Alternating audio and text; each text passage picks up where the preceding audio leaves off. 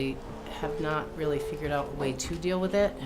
So this will be the first time. Well, it'll be all right. It's gonna take us about an hour to get all our stuff brought in and set up. And you met Dave was with us that night. We came out. He'll be here, and Jan will be here. Yeah, as long as it works. Yeah, I'll make sure everything's put back together.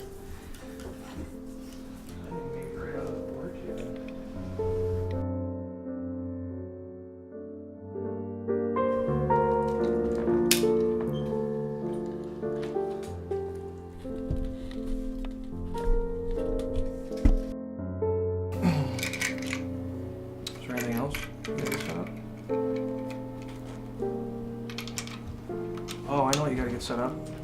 My coffee. Excuse me. My first memory of that house as a kid was the shadow figure that was probably, his head was as tall as the door jamb, his shoulders were as wide as the doorway.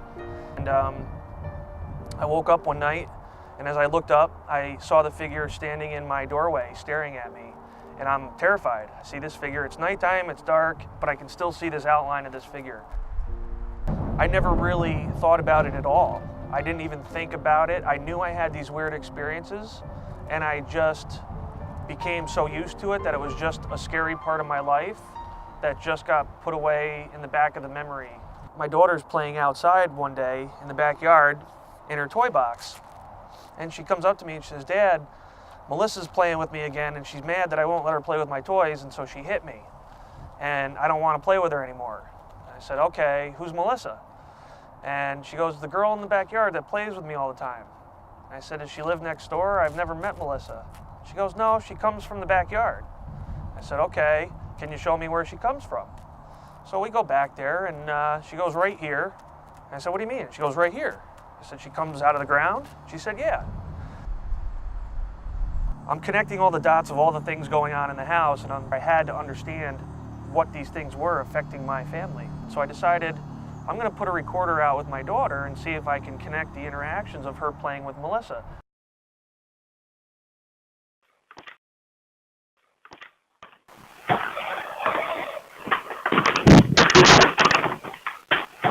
No, she's at jail. Please help her.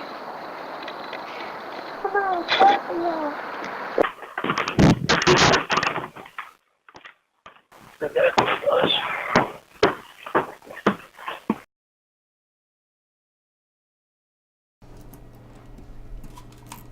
All right. Why? Michelle's boyfriend passed away in the house a year ago. His name was Jay. So we're gonna try to connect with Jay tonight. The objective is to see who's here. You know, there's a female presence, child, animals, who's in the backyard, is Jay still here? So for her, most of the activity is in here or in the kitchen. I would just like to poke outside for a minute too, in the backyard. Is that okay with you? You're so quick. I know I am.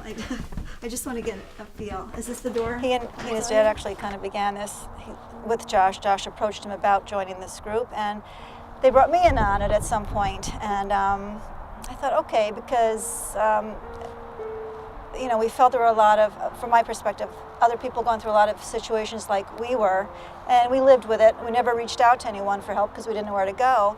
So when Josh came up with the thoughts about starting this organization, we thought, okay, this could be a way to really help people.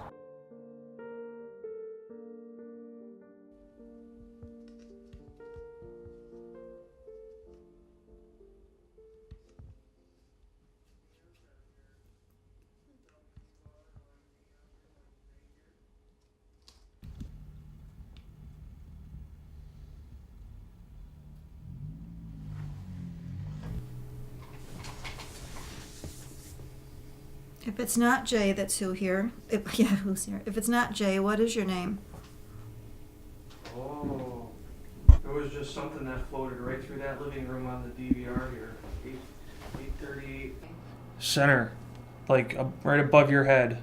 I mean, it could have been dust. We'll have to see when we review it, but it was straight line right through the room.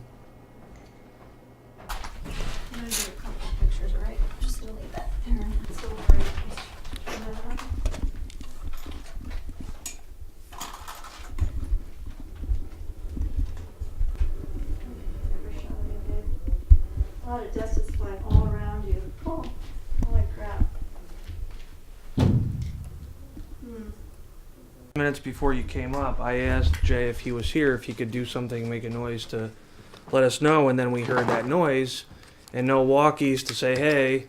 I'm still gonna hit. For me, I wonder if you're asking questions and you hear nothing in response, when you get back home and you replay the video recording and the audio recording, and then you hear a sentence or a few words, where did that come from? How was it made? If it's truly is a spirit, they obviously don't have a voice box. Whoa. How do they speak to us? How do they make these sounds? So that's just keeps me always wondering. I think there's a woman that says, why? When I said, sorry for all the attention, we just want to know who you are, Downstairs? right here, when all this was going on.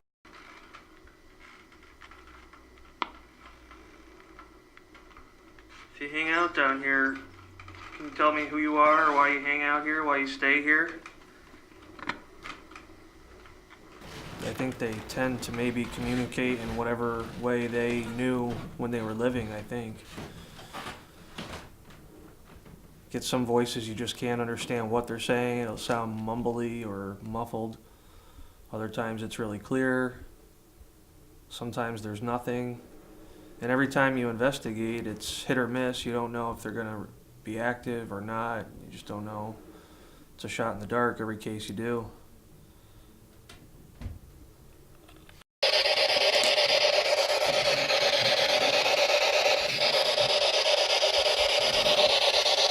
Is there anything you need to let us know?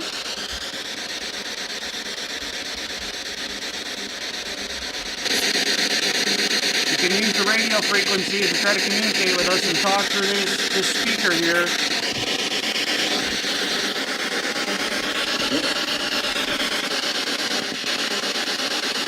Are you afraid of us?